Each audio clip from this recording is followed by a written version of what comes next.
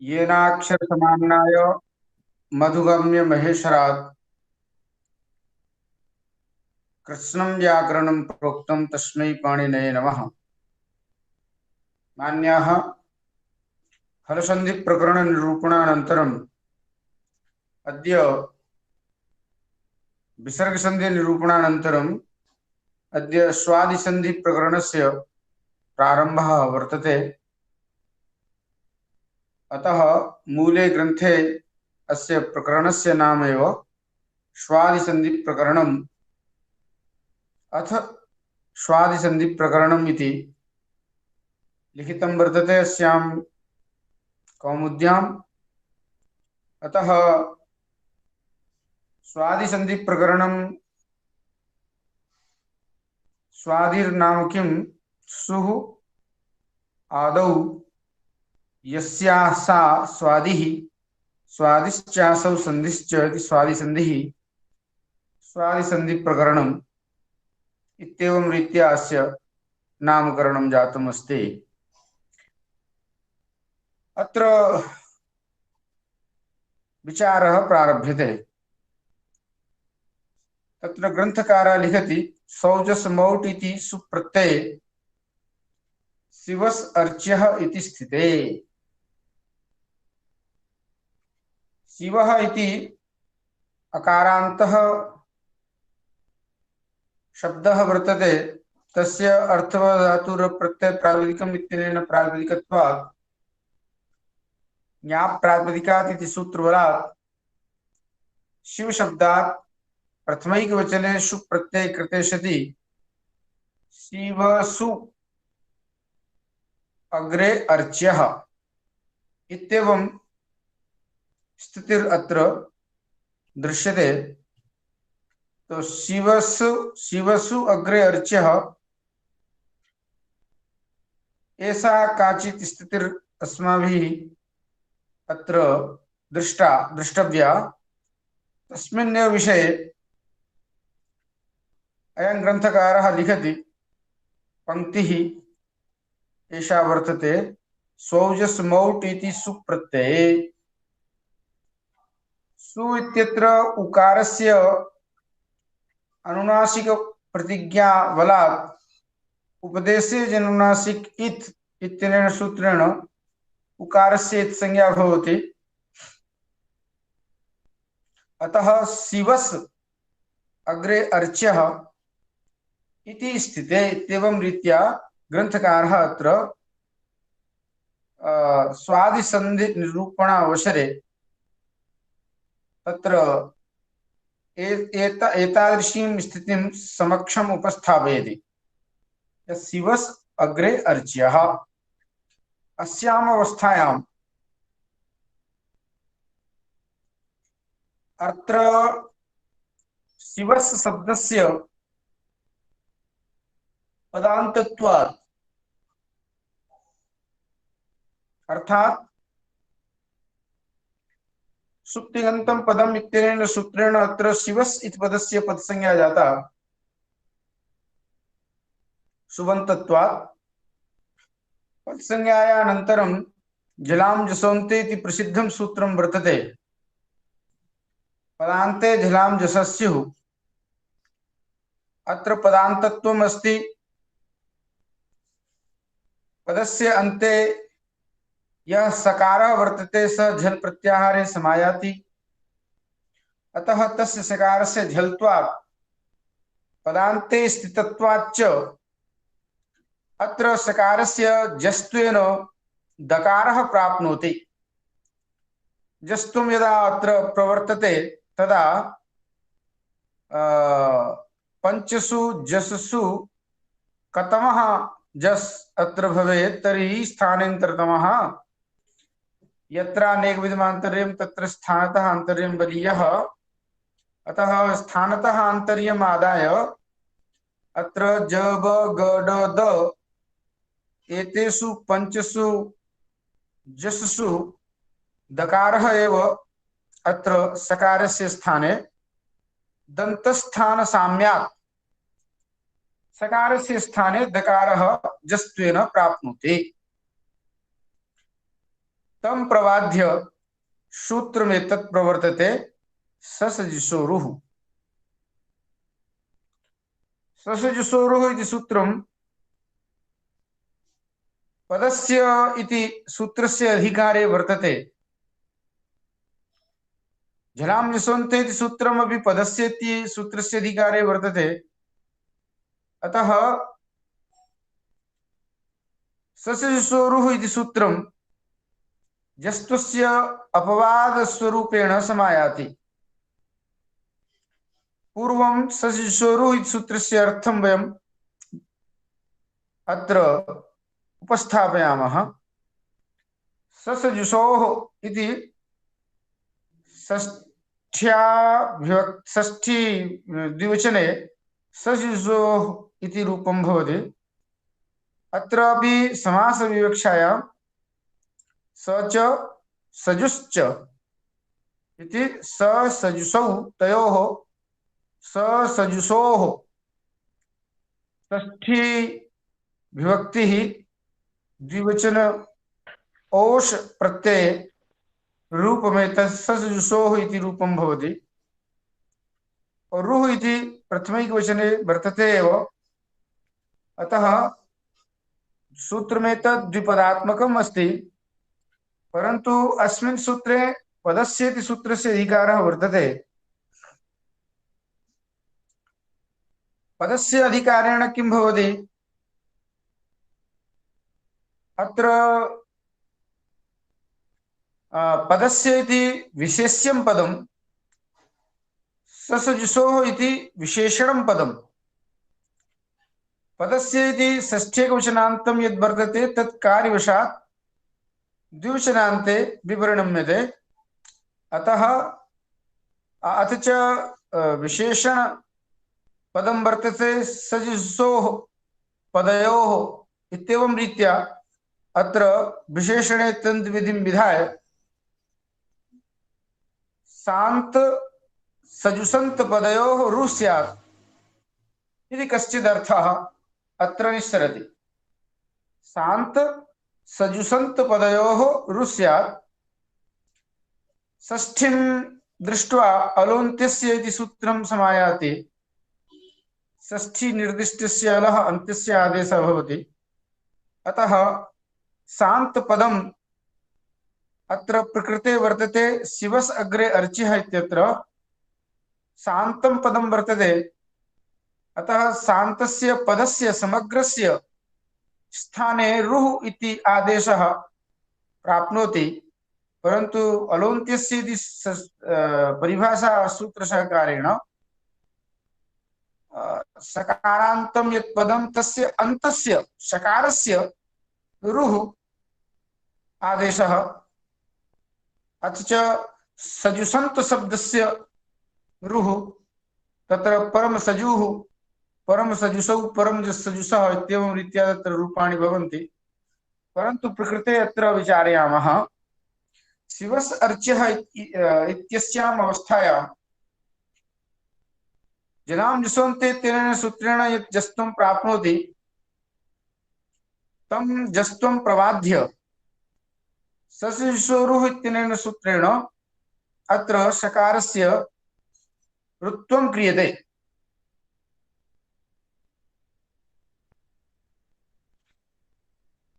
अतः शिव रु अर्च्यः एषा स्थितिरत्र समायाति।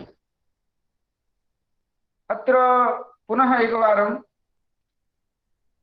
चिन्तनीयम् एतत् यद् अस्य सूत्रस्य यो हि अर्थः शांत सजुषन्त पदयोः रुः स्यात् भवितव्यः, स अर्थः अत्र दीक्षित महोदयैः ग्रन्थकारैः ग्रन्थेन लिखितः।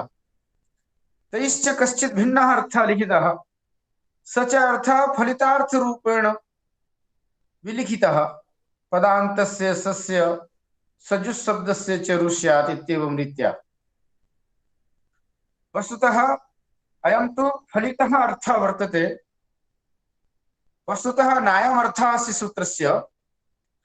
अस्य सूत्रस्य अर्थस्तु शान्त सजुषन्त पदयोः रुः स्यात् इत्येवायम् अर्थः अत्र निस्सरति। एतत् सर्वं टीकाग्रन्थेषु सुस्पष्टतया वर्तते। अतः अत्र मूले यो हि अर्थः छात्राणां सरसतया सारल्येन अस्य सूत्रस्य अर्थबोधो यथा भवेत् एतदर्थं फलितार्थम् अत्र उपस्थापयति वृत्तौ ग्रन्थकारः। पदान्तस्य सस्य सजुक् शब्दस्य च स्यात्। अत्र पदान्तस्य यः तन्तुविधिर्कृता सा तन्तुविधिः विशेष्ये कथं कृता, विशेषणे तन्तुविधिर्भवति। इत्येवं रीत्या सर्वं टीकाकृद्भिः विचारितम् अपि अस्ति। अस्तु, जस्त्वापवादः रुः। अत्र रुः विधायकं यत् सूत्रं वर्तते तत् जस्त्वस्य अपवादत्वेन स्वीक्रियते। स च अपवादः केन रूपेण भवति तर्हि निरवकाशो विधिरपवादः। निरवकाशत्वेन अत्र सर्वत्र झलां जसोन्ते इत्यनेन जस्त्वमेव क्रियेत तर्हि सूत्रमेतत् निरवकाशतां याति। निरवकाशः सन् सूत्रमेतत् तं पूर्वसूत्रं झलां जसोन्ते इति सूत्रं प्रतिबध्नाति। तं प्रवाद्य सूत्रमेतत् ऋत्वं करोति, ऋत्वं शास्ति।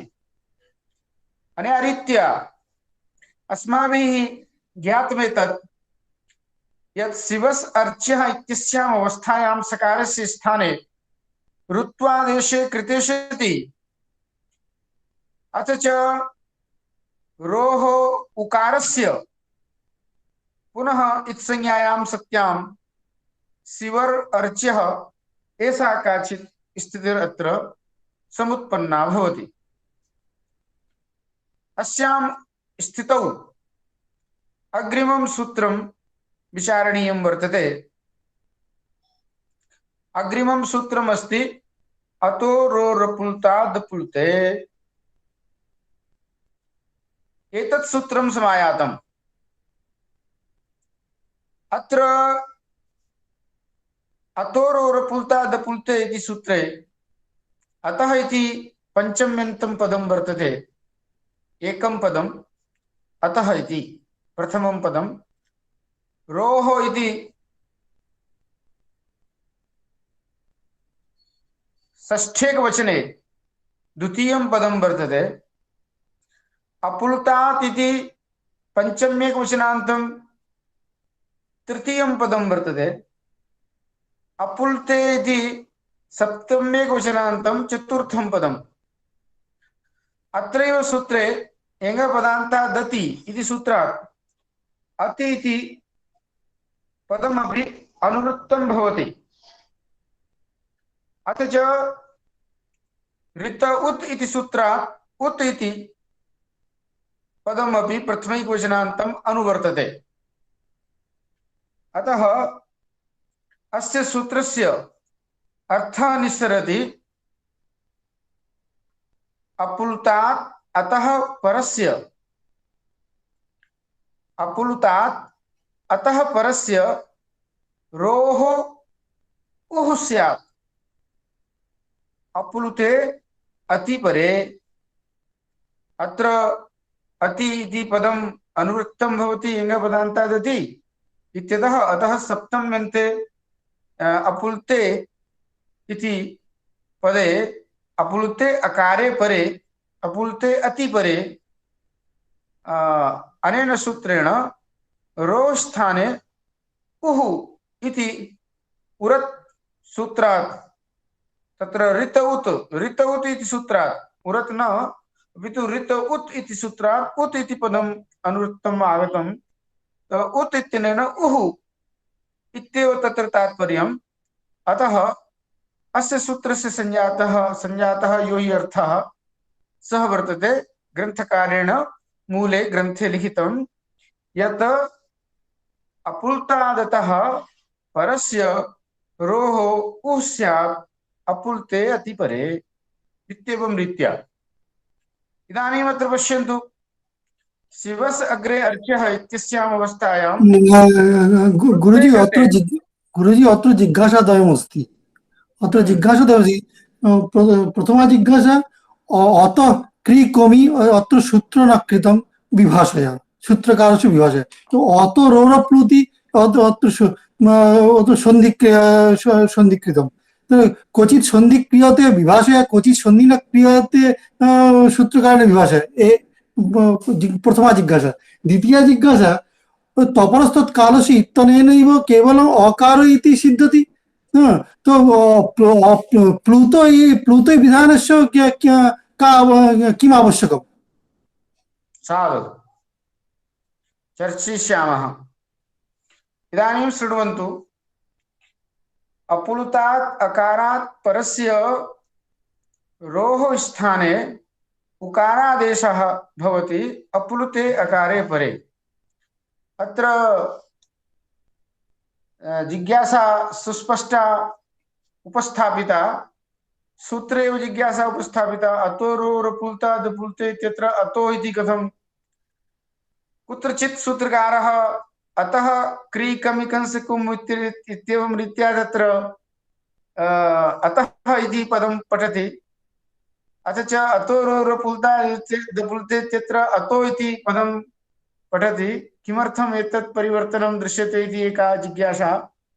द्वितीया जिज्ञासा वर्तते यत् अत्र अतः इत्यत्र तपरकरणं वर्तते। तपरकरणात् अतो तत्र तपरसत्कालस्य ते सूत्रात् तत्कालस्य एव अकारस्य ग्रहणं भविष्यति। तदर्थं पुनः अपुलुताद् इति कथनं किमर्थम् इति काचित् द्वितीया जिज्ञासा। एतयोः उभयोः प्रश्नयोः समाधानं वयम् अग्रे करिष्यामः। अहं न विस्मरिष्यामि, एतयोः प्रश्नयोः उत्तरम् अहं दास्यामि। इदानीं वयं तत्र ग्रन्थस्य स्थितिं पश्यामः। अस्तु, अत्र शिवस् अर्च्यः इत्यस्याम् अवस्थायां सकारस्य ऋत्वे उकारस्य संज्ञायां शिवर् अर्च्यः इत्यस्याम् अवस्थायां तस्य उरु इत्यस्य स्थाने अनेन सूत्रेण उ इति आदेशः क्रियते। यतोहि अयं रु अपुलुतात् अकारात् परे अस्ति, अग्रे च अपुलुतः अकारः परे वर्तते। अस्य सूत्रस्य यो हि अर्थः स अर्थः अत्र अस्यां स्थितौ अस्याम् अवस्थायां सम्यक्तया घटते। तत्र शिवस् अर्च्यः इत्यस्याम् अवस्थायां सकार शिवः इत्यत्र वकारोत्तरवर्तीयः अकारः वर्तते, सः अप्लुतः अकारः वर्तते। तस्मात् अप्लुतात् अकारात् परे अत्र रु इति वर्तते। तस्य रु इत्यस्य स्थाने अनेन सूत्रेण उ इति आदेशः क्रियते। यतोहि अग्रे अर्च्यः इत्यत्र अ इति पदम् अप्लुतम् अकार रूपम् अप्लुतः अकारः परे अपि वर्तते। अस्मात् कारणात् अत्र शिव रु अर्च्यः अस्याम् अवस्थायां सूत्रमेतत् अत्र ऋत्वस्य स्थाने उत्वं शास्ति, अर्थात् सूत्रमेतत् सम्यक् रूपेण प्रवर्तते। प्रवृत्त्यनन्तरं यदा रोः स्थाने उकारादेशः जातः तदानीं शिव उ अर्च्यः एषा स्थितिः अत्र निर्मिता जाता। अद्य वयं संस्कृतभाषायामेव वदामः, यतोहि वयं सर्वे प्रौढा जाताः। किमर्थं हिन्दीभाषायाम् आश्रयणं क्रियते? तथापि यदा कदाचित् अत्र पदार्थावबोधो न भविष्यति तदा हिन्दीभाषायामपि वयं वक्ष्यामः। अस्तु, शिव उ अर्च्यः अस्याम् अवस्थायां शिव अग्रे उ इत्यत्र आद्गुणः इत्यनेन सूत्रेण गुणादेशः प्राप्नोति। अत्र च यो हि रुः स्थाने यः उः इति आदेशः जातः ततोपि प्राक् एकं सूत्रं वर्तते भो भगो अघो अपूर्वस्य योसि एतत् सूत्रमपि अत्र प्रवृत्तिम् अर्हति भो भगो अघो अपूर्वस्य योसि अस्य सूत्रस्य अर्थः भो पूर्वकस्य भगो पूर्वकस्य अघो पूर्वकस्य अपूर्वकस्य च यः रुः तस्य स्थाने यकारादेशो भवेत् असि परे अस्मात् कारणात् अत्र रोः स्थाने यकारादेशोऽपि प्राप्नोति परन्तु अतोरोरपुल्तर्दपुल्ते इति सूत्रं तस्य यत्त्वस्य अपवादभूतं सूत्रं वर्तते भो अतः एव ग्रन्थकारः लिखति भो भगो अघो इति प्राप्तस्य यत्त्वस्य अपवादः कः उः अयम् उः विधिः अयम् उः विधिः भो भगो अघो अपूर्वस्य इति सूत्रस्य प्राप्तस्य यत्त्वस्य अपवादविधिः वर्तते अतः अत्र नैवं विस्मर्तव्यं यद् उत्व विधानात् प्राक् भो भगो अघो पूर्वस्य इति सूत्रमपि अत्र प्रवृत्तिमर्हति तत्सूत्रं च अनुपदमेव अग्रे व्याख्यास्यते आगमिष्यति तत्सूत्रं ग्रन्थकारः तस्य सूत्रस्य उपस्थितिम् अग्रे एव वक्ष्यते परन्तु अत्र तस्य प्राप्तिर्भवति अतः अयम् उः विधिः यत्त्वस्य अपि अपवादः अस्तु तं यत्त्वं प्रवाद्य सूत्रमेतत्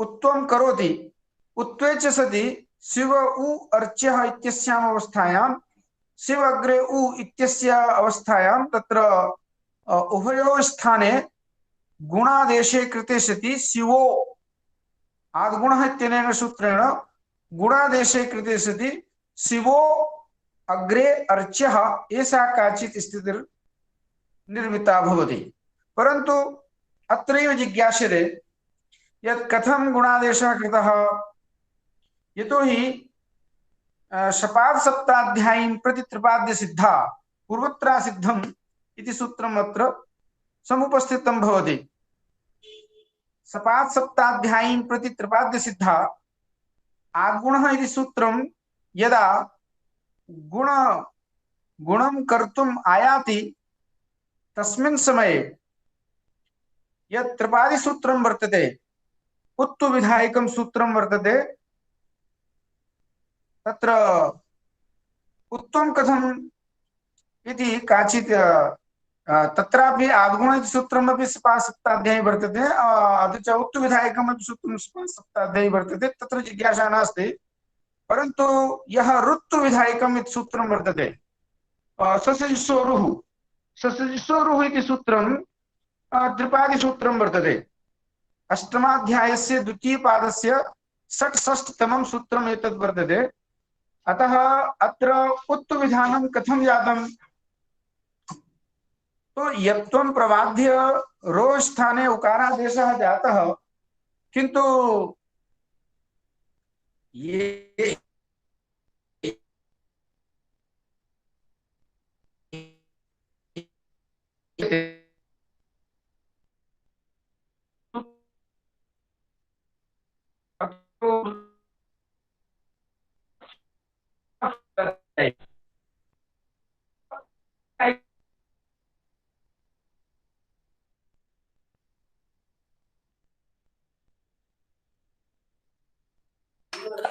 गुरुजी किमपि न श्रूयते आवाज नहीं आ रही गुरुदेव किमपि न आवाज नहीं श्रूयते आ रहा है गुरुदेव ध्वनि न आगच्छति गुरुजि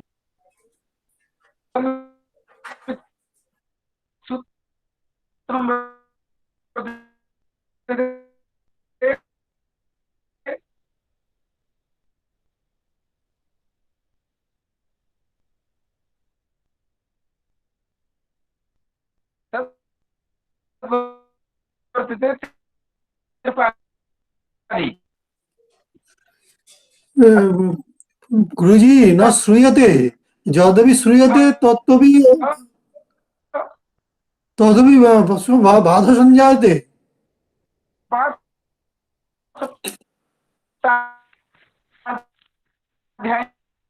सुनाई नहीं दे रहा है गुरुदेव, नहीं सुनाई दे रहा है।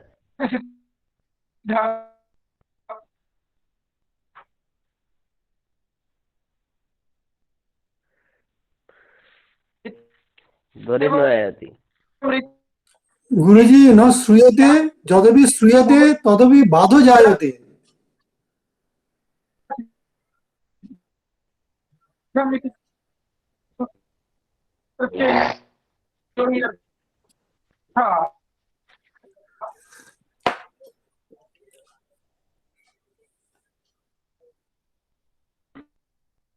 ध्वनि ना आती गुरुजी।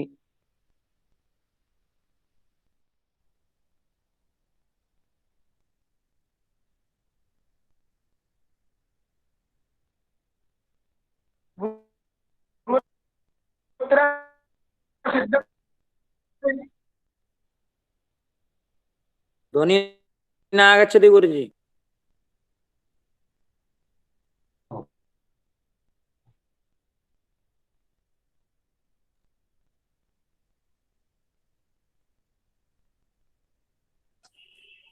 गुरुजी किमपि न श्रूयते प्रथमतः।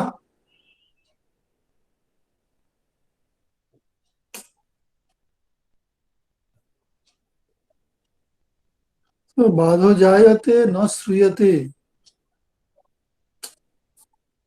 न श्रूयते।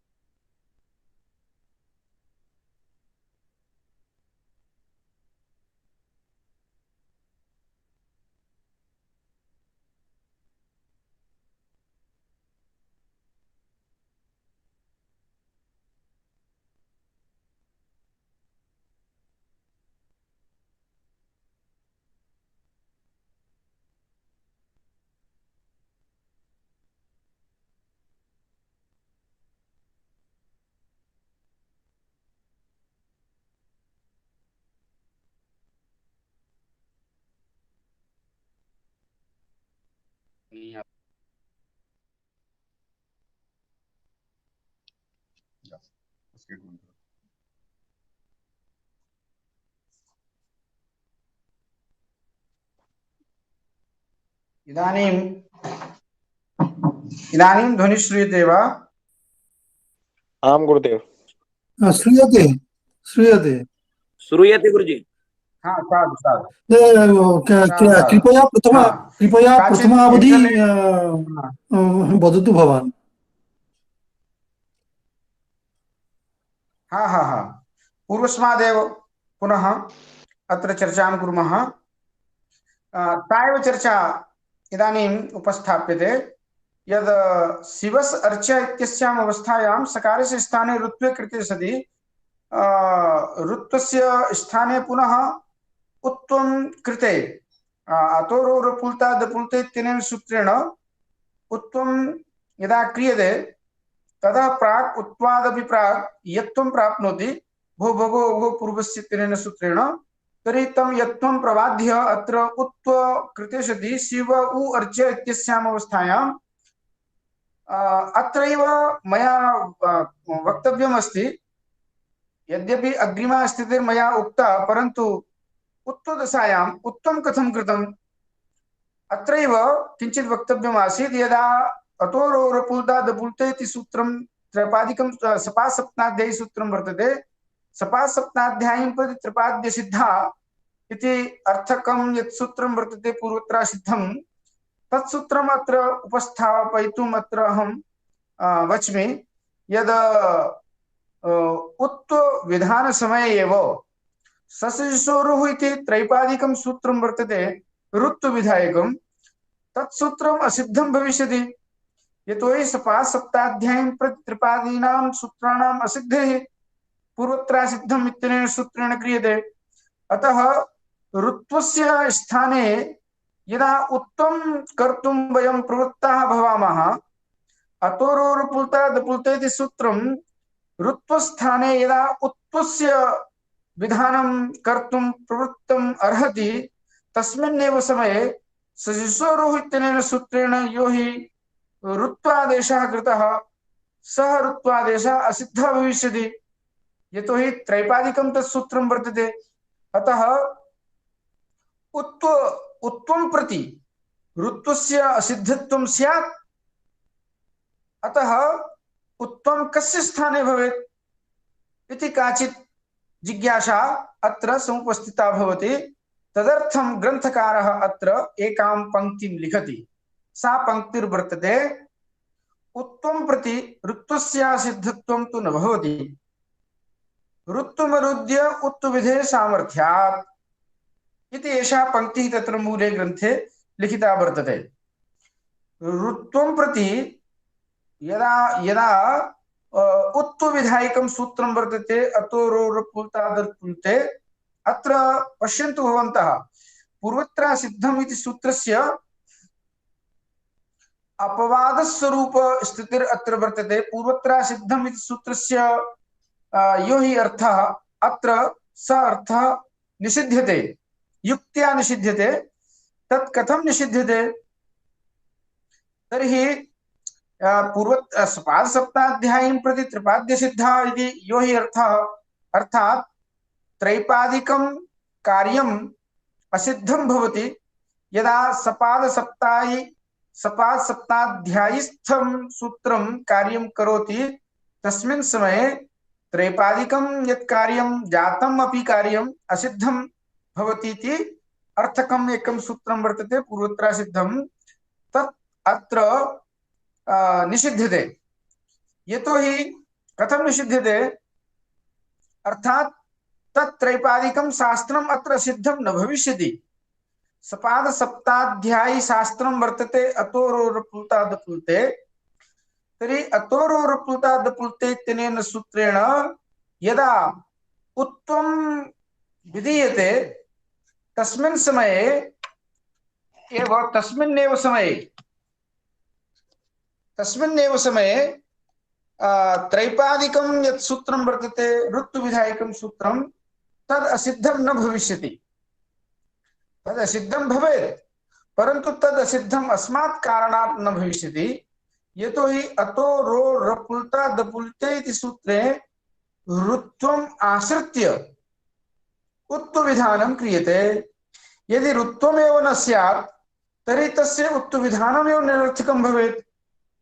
अतः ग्रन्थकारः तादृशम् एव अर्थम् अत्र पङ्क्त्या निबद्धं करोति यत् उत्वं प्रति ऋत्वस्य सिद्धत्वं तो न भवति। अर्थात उत्व के प्रति ऋत्व की असिद्धि नहीं होगी, ऋत्व असिद्ध नहीं होगा। क्यों? क्योंकि यदि उत्व के प्रति ऋत्व सिद्ध हो जाए तो जो उत्व का विधान किया गया है वो रू के स्थान पर किया गया है, तो रू ही नहीं रहेगा तो ऊ का विधान ही व्यर्थ हो जाएगा। अतः तद विधान सामर्थ्यात् यहाँ पर त्रैपादिक सूत्र जो है सपाद सप्ताध्यायी सूत्र के प्रति असिद्ध नहीं होगा। अर्थात अतोरुपुल्तादपुल्ते ये जो सूत्र है यह सपाद सप्ताध्यायी सूत्र है और इस सपाद सप्ताध्यायी सूत्र के प्रति ऋत्व विधान करने वाला जो सजिशोरु सूत्र है, त्रैपादिक सूत्र है, वह असिद्ध नहीं होगा। अर्थात पूर्वोत्तरा सिद्धम सूत्र का जो नियम है वो यहाँ पर अब यहाँ पर देखने को मिल रहा है कि वह नियम यहाँ मान्य नहीं है। क्यों नहीं है? गुरुजी अत्र अत्र पुनः जिज्ञासा, म्हणजे वस्तु उत्तम उत्तोऽस्तु तो इको जनोचि कथं न भवति उ का ब क्यों नहीं होगा?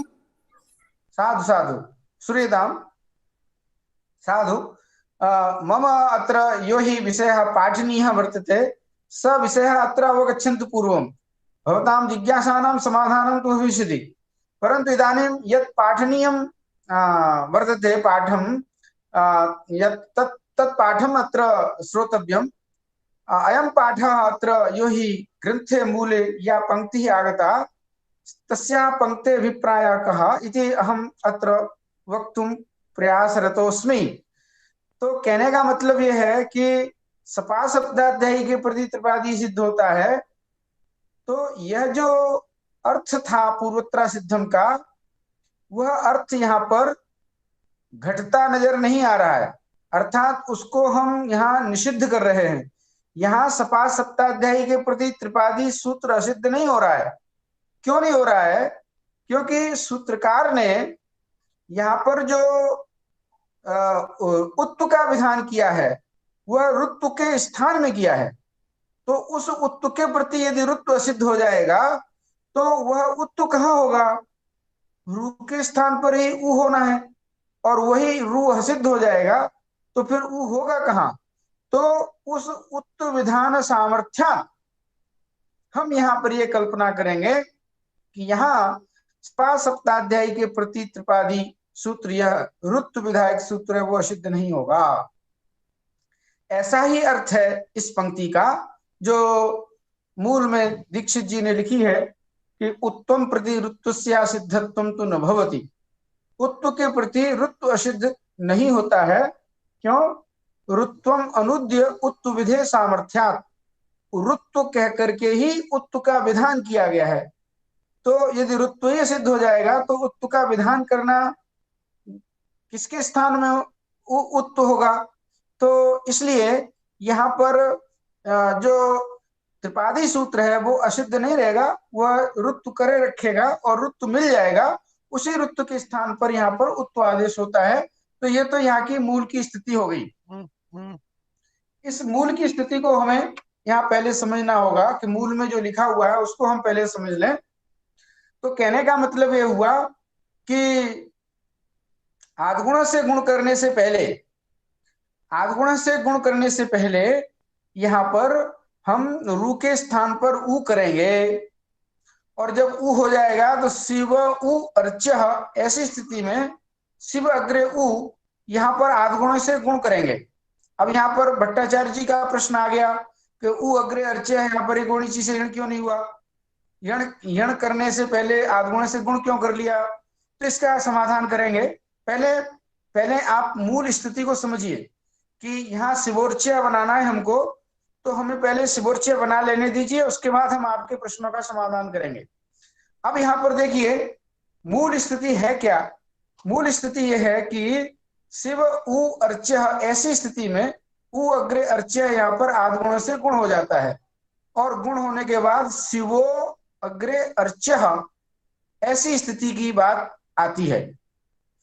पर अब यहाँ पर थोड़ा सा हमें यह देखना है कि आद्गुण गुण से गुण होने से पहले, आद्गुण से जब गुण हो रहा है तो वास्तव में तो गुण होकर के और पूर्व रूप होकर के शिवोर्च्य हम बना लेते हैं।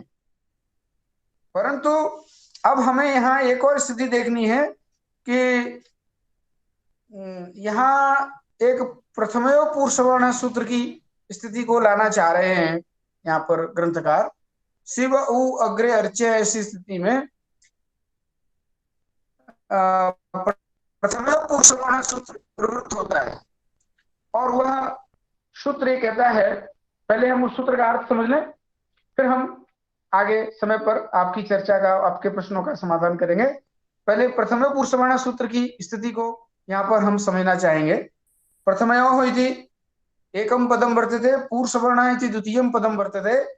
अत्र प्रथमयोः इत्यनेन प्रथमा द्वितीययोः इति कश्चित् अर्थः अत्र आनीयते। अत्र इकोरणचि इत्यतः अचि इति पदम् अनुवर्तते, अकसवर्णे दीर्घः इत्यतः अक इति पदम् अनुवर्तते। पूर्वसवर्णस्तु अत्र वर्तते एव,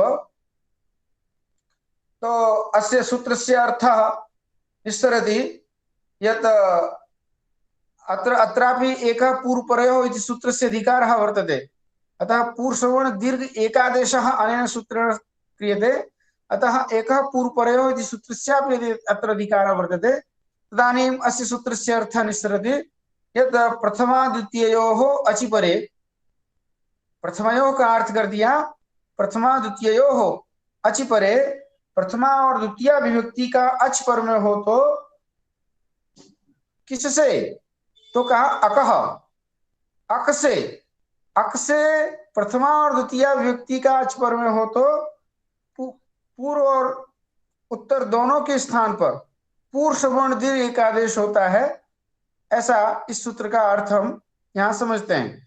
तो अब यहाँ पर देखिए शिव उ अर्च्यः, ऐसी स्थिति में आद्गुण से गुण प्राप्त होता है। गुण प्राप्त क्या होता है, गुण हो ही जाता है।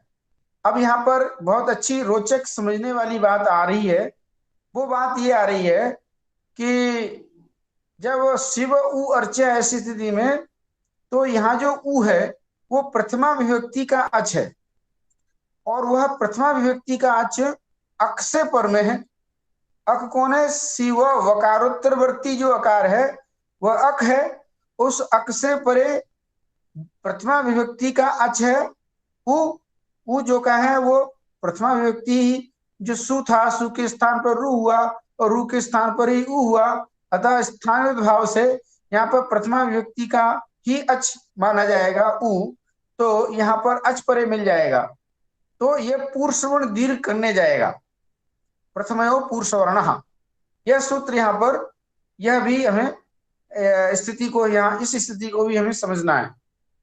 तो आद्गुण सूत्र से गुण होने से पूर्व प्रथमयो पूर्व श्रवण दीर्घ सूत्र अपवाद होने के कारण, अका श्रवण दीर्घ आद्गुण सूत्र का अपवाद होने के कारण प्रथमयो पूर्व श्रवण सूत्र जो है पूर्व श्रवण दीर्घ करने आएगा।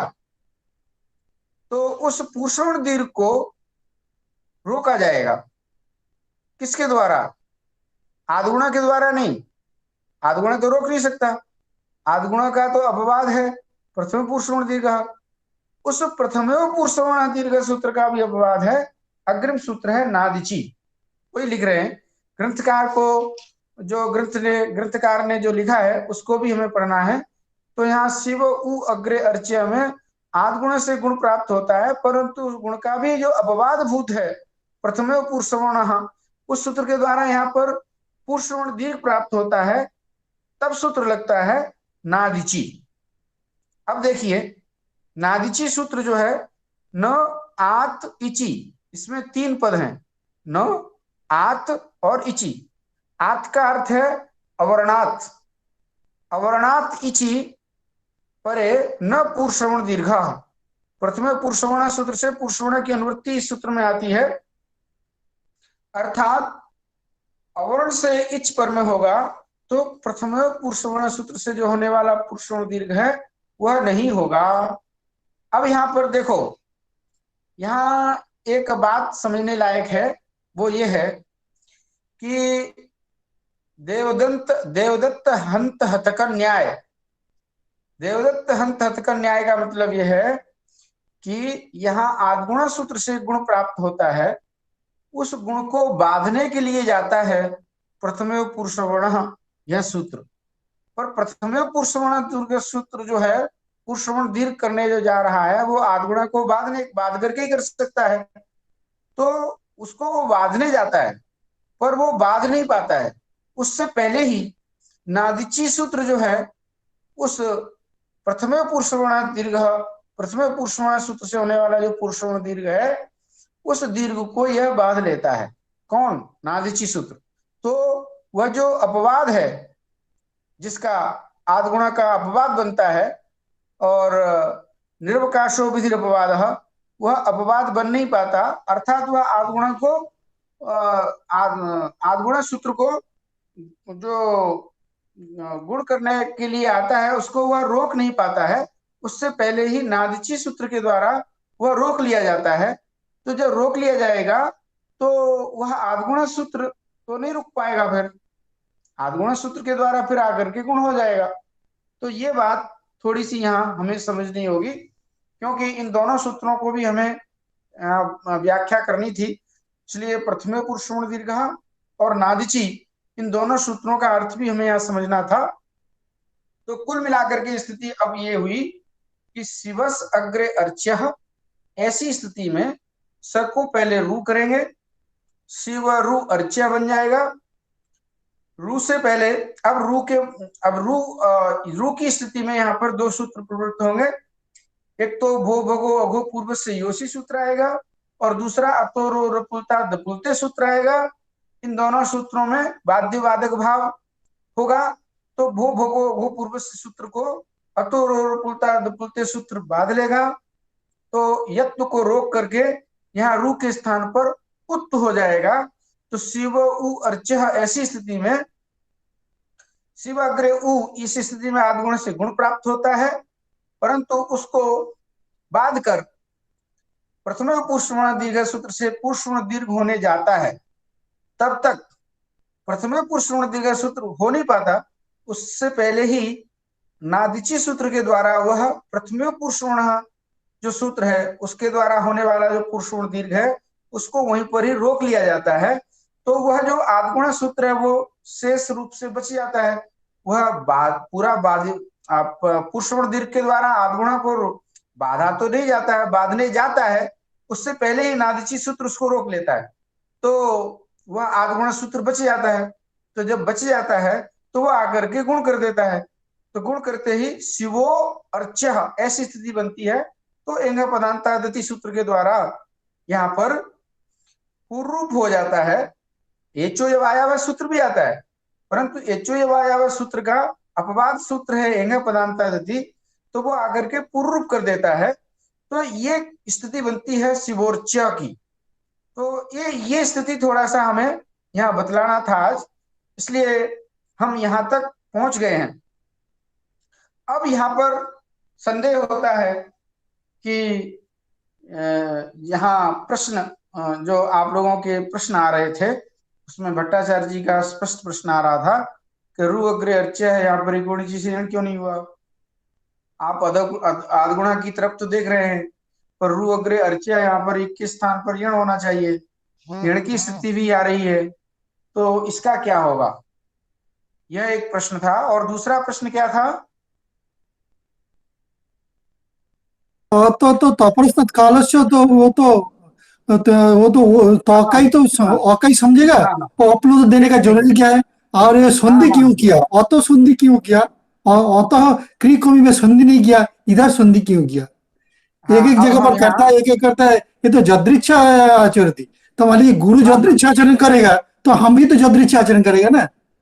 ठीक है ठीक है ठीक है, बहुत अच्छा। अब हम प्रश्न काल का उत्तर देते हैं। पाठ तो अब नहीं पढ़ाएंगे, पाठ का तो जो क्रम हमें पढ़ाना था वो पूरा कर दिया। अब यहाँ पर देखिए हमारे सामने ये प्रश्न आ रहा है कि अतः क्री कमी कंस कुमुपात कुशाकर्णी सुनभ्यस्य को कल हम जो पढ़ रहे थे, तो अतः अग्रे क्री कमी में यहाँ पर तो संधि नहीं किया, यहाँ विसर्ग को विसर्गी रहने दिया, और अतोरो पुलदा दपुलते की स्थिति आई, तो यहाँ पर अतः के बाद जो सु है, सु को रू किया, रू को ऊ करके और गुण करके अतोरो पुलदा दपुलते बना दिया। तो गुरु जी, ये जिज्ञासा एक पृष्ठभूमि है। मेरा पृष्ठभूमि क्या है, मान लीजिए संहित पदे नित्ता नित्ता धातु सर्गयो सूत्रेष्वपि तथा नित्ता शैवान्यत्र विभाषया। तो सूत्रेष्वपि नित्या होगा तो मान लीजिए वो एक जगह पर करता है, एक जगह पर करता नहीं है। एक कारिका है ये मान लीजिए जो संहित पदे नित्ता नित्ता धातु सर्गयो सूत्रेष्वपि तथा नित्या शैवान्यत्र विभाषया। ये मेरा पृष्ठभूमि है प्रश्न का। ठीक है ठीक है, ऐसा है, यहाँ दोनों जगह संधि है। अतोरुदा में भी संधि है, और अतः क्री कमी कंस वहां भी संधि है। संधि का राहित्य दोनों जगह नहीं है, दोनों जगह संधि हो रही है। अतोरुलता दपुलते में भी संधि स्पष्ट है। अतो में ओ क्यों हुआ, यहाँ विसर्ग क्यों नहीं रहा, अतः रो इसलिए नहीं होगा क्योंकि यहाँ पर क्या है, खर पर में नहीं मिलता।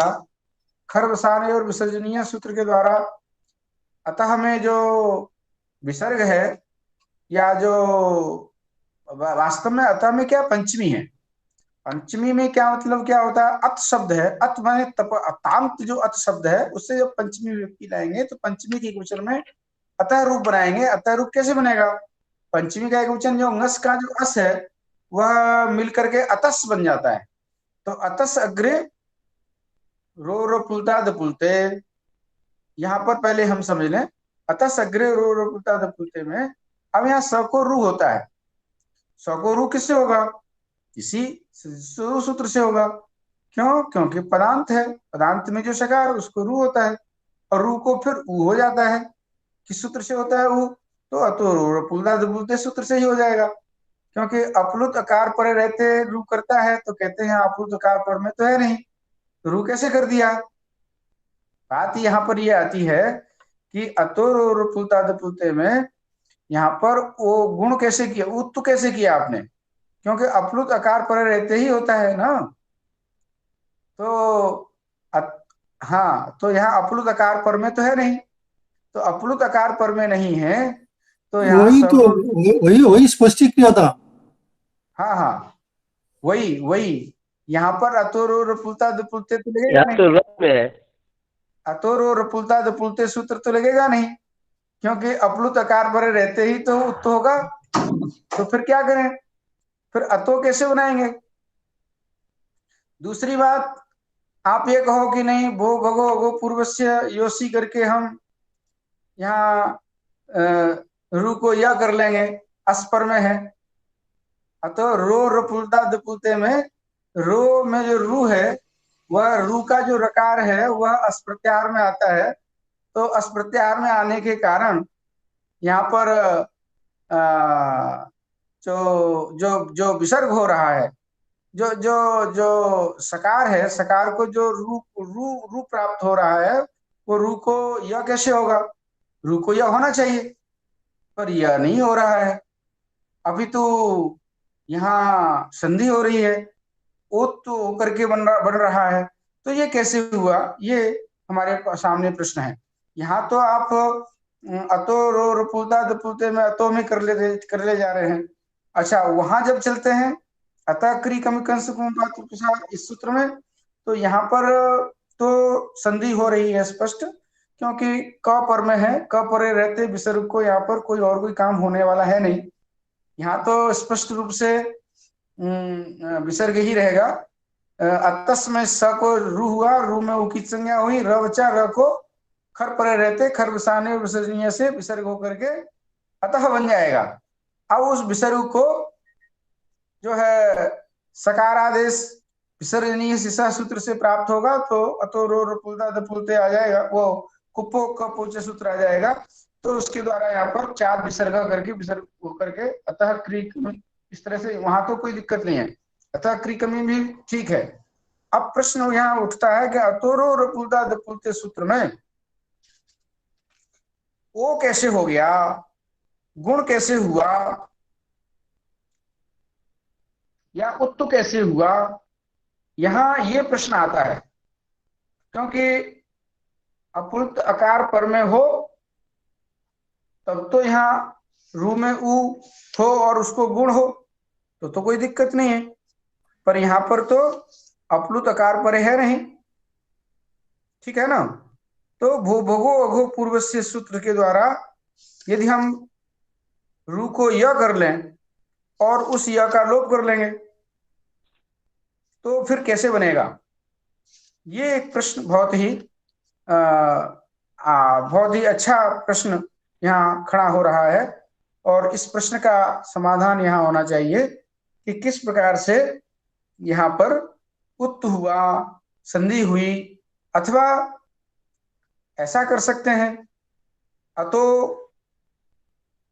इसको अलग पद बनाएं और रो रपुलता दपुलते सूत्र में यहाँ पर रो को अलग बना लें, तो भी यहाँ उत्त कैसे हुआ, यह एक प्रश्न आता है।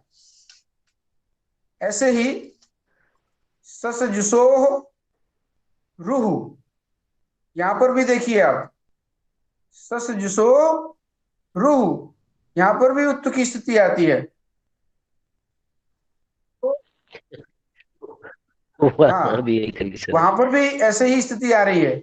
सजिशो में क्या हुआ, वहां ससजुसो ऐसा होना चाहिए, वहां भी विसर्ग का श्रवण होना चाहिए।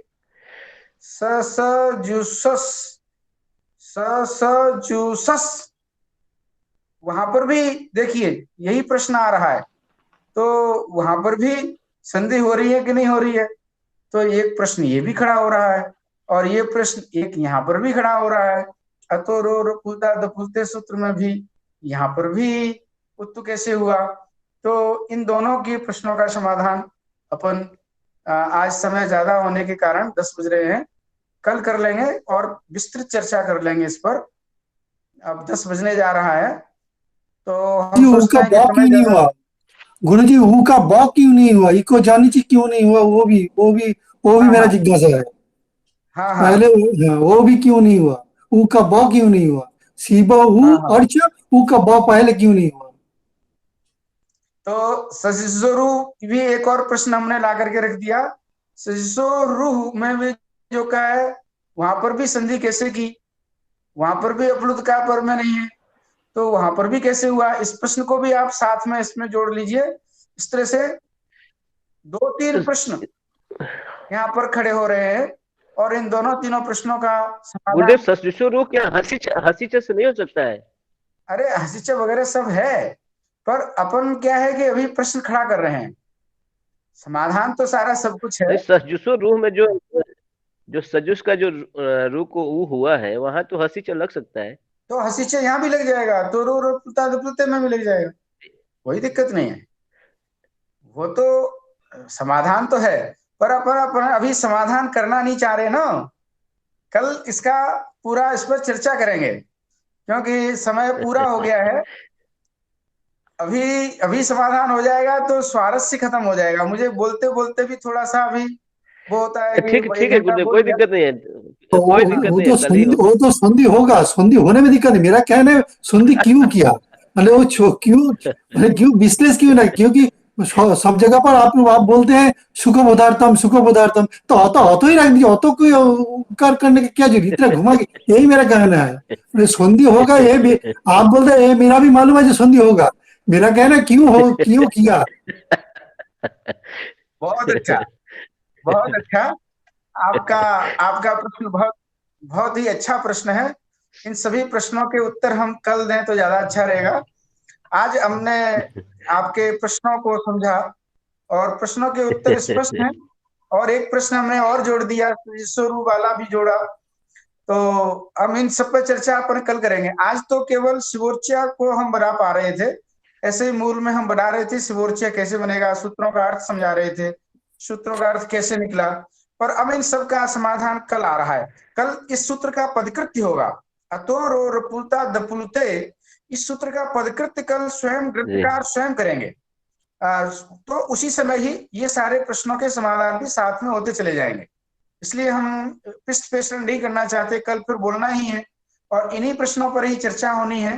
अतः अब समय भी पूरा हो गया, इसलिए आज हम जानबूझ करके इन प्रश्नों का उत्तर देना नहीं चाहते।